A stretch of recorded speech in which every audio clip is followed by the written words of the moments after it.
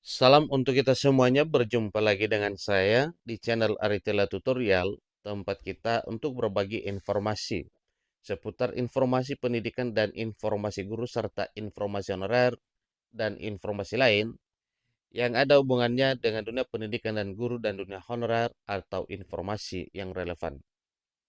Pada pertemuan ini saya menyapa seluruh Bapak Ibu honorer di mana saja berada, di mana pada pertemuan kali ini ada hal penting yang perlu saya sarankan kepada Bapak Ibu terkait dengan keseriusan pemerintah untuk merealisasikan janjinya untuk pendataan honorer melalui proses seleksi P3K di tahun 2024 tahun ini. Satu informasi penting yang perlu kita syukuri bahwa sudah terbit SK Kemenpan RB dalam hal pengambilan surat penetapan eh, pendaftaran dan seleksi P3K tahun anggaran 2024 itu akan diselenggarakan besok pada tanggal 30 Agustus 2024. Informasi terkini bahwa peraturan pemerintah tentang manajemen aparatur sipil negara mengatur honorer jadi P3K per time. Benar apa tidak? Tentunya kita ingin ketahui informasi tersebut Bapak Ibu ya. Ini informasi terbit Rabu 28 Agustus 2024. Mari ikuti informasinya sampai selesai. Bagi Bapak Ibu yang sedang menonton, demikian dan Bapak Ibu yang mungkin baru menemukan informasi melalui channel ini, jangan lupa support terus channel ini dengan cara like dan subscribe, share, dan komen, serta nyalakan tombol notifikasinya, supaya semua informasi yang disalurkan melalui channel ini selalu update di layar Bapak Ibu. Langsung pada informasinya. jpnn.com Jakarta. Menteri Penanggulangan Aparatur Negara dan Reformasi Birokrasi Abdullah Azwar Anas sempat menyinggung masalah pengangkatan honorer jadi P3K paruh waktu atau P3K per time.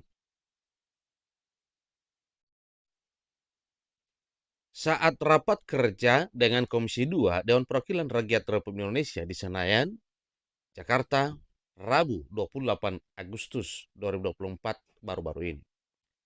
Pada kesempatan tersebut, Menteri Penanggulangan Aparatur Negara dan Reformasi Birokrasi, Menpan RB Abdullah Azwar Anas, menjelaskan mengenai poin-poin penting transformasi strategis yang dimuat di rancangan peraturan pemerintah tentang manajemen aparatur sipil negara. Khusus mengenai pengadaan aparatur sipil negara, Menteri Anas menyebutkan 3 hal, yakni fleksibilitas pengadaan, kemudian penyelesaian tenaga non-ASN atau honorer, baik kategori 2 maupun honorer non-kategori, serta pengangkatan P3K paruh waktu. Mengawali kalimatnya, Menteri Anas menyampaikan permohonan maaf kepada semua peserta pada saat itu karena peraturan pemerintah tentang manajemen ASN belum bisa diterbitkan. Dia lantas membeberkan sejumlah hal yang menyebabkan pembahasan RPP manajemen ASN molor dari target yang ditentukan Undang-Undang Nomor 20 Tahun 2023, yakni mestinya sudah terbit April 2024. Antara lain karena banyak substansi yang diatur dalam rancangan peraturan pemerintah tentang manajemen ASN, kata Menpan RB Abdullah Azwar Anas.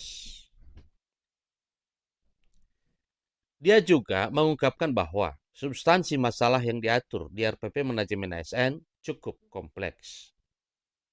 Kompleksitas masalah ada 22 substansi imbuhnya. Dikatakan juga bahwa transformasi manajemen ASN juga membutuhkan kajian yang mendalam berkaitan dengan risiko yang kemungkinan bakal muncul. Sebelumnya, Ketua Komisi 2 DPR RI Ahmad Doli Kurnia Tanjung langsung menyampaikan kalimat menohok saat menyinggung masalah penyelesaian honorer berkaitan dengan rancangan peraturan pemerintah tentang manajemen aparatur sipil negara. Mengawali raker, Doli Kurnia Tanjung selaku Ketua Komisi 2 DPR RI mengungkapkan kejengkelannya atas lambatnya penyusunan sejumlah peraturan pemerintah turunan Undang-Undang Nomor 20 Tahun 2023 tentang aparatur sipil negara atau tentang ASN. Salah satunya yakni peraturan pemerintah manajemen ASN yang diharapkan memuat regulasi mengenai penataan non-ASN atau honorer. Itu yang meliputi pengangkatan honorer menjadi aparatur sipil negara dan status P3K di tahun 2024 tahun ini.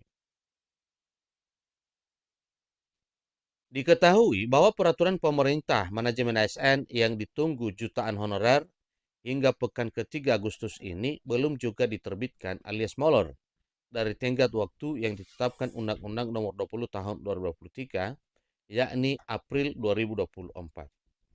Sudah lama sekali ini, mestinya April. Saya nggak tahu siapa di antara kita yang melanggar undang-undang, cetus Doli Kurnia pada raker tersebut. Dia meminta Menteri Pendangunan Aparatur Negara dan Reformasi Birokrasi, dalam hal ini Menpan RB Abdullah Azwar Anas, menjelaskan mengapa peraturan pemerintah tentang manajemen ASN tidak kunjung diterbitkan. Jelaskan mengapa ini. Amanat undang-undang mestinya 30 April. Sekarang sudah Agustus, sambung anggota fraksi Partai Golkar itu. Doli pada kesempatan tersebut juga menilai aturan penyelesaian honorar tidak tegas. Semula, ketentuan mengenai mekanisme pengangkatan tenaga honorer menjadi aparatur sipil negara atau ASN akan dituangkan dalam Undang-Undang Aparatur Sipil Negara. Lantas diturunkan lagi berubah akan dituangkan dalam peraturan pemerintah tentang manajemen aparatur sipil negara atau tentang ASN. Lantas diturunkan lagi ke peraturan pemerintah atau ke peraturan menteri Bapak ya, setelah dari undang-undang kemudian turun ke peraturan pemerintah turunan undang-undang ASN, seterusnya diturunkan lagi ke keputusan Menpan RB atau Menpan RB Cetus Doli. Lantas diturunkan ke peraturan menteri, lama-lama urusan non ASN ini ke laut katanya. Ya, Cetus Doli selaku ketua Komisi 2 Dewan Perwakilan Rakyat Republik Indonesia. Beliau mengatakan gak paham saya seperti apa penyelesaian honorer ini, sambungnya. Itu beliau mengatakannya pada rapat yang juga dihadiri oleh pelaksana tugas Kepala Badan Kepegawaian Negara atau PLT Kepala BKN Harmoyo Dwi Putranto pada rapat kerja tersebut. Semoga saja apa yang telah dibahas mengenai pengadaan P3K tahun 2024 tahun ini, demikian dengan segala program pemerintah, salah satunya yaitu peraturan pemerintah turunan Undang-Undang ASN atau PP Manajemen ASN, demikian juga dengan Kemenpan RB. Semoga semuanya ada sisi positifnya, apalagi dengan pengangkatan honorer menjadi aparatur sipil negara di tahun 2024 tahun ini, yang sungguhnya sudah lama dinantikan, tetapi sampai sekarang masih belum terwujudkan. Tetapi dengan terbitnya beberapa keputusan Menteri Pan RB, kita yakin bahwa penyelenggaraan pendaftaran dan seleksi P3K tahun 2024 tahun ini segera akan terwujud. Demikian informasinya, sampai ketemu pada informasi berikutnya. Terima kasih.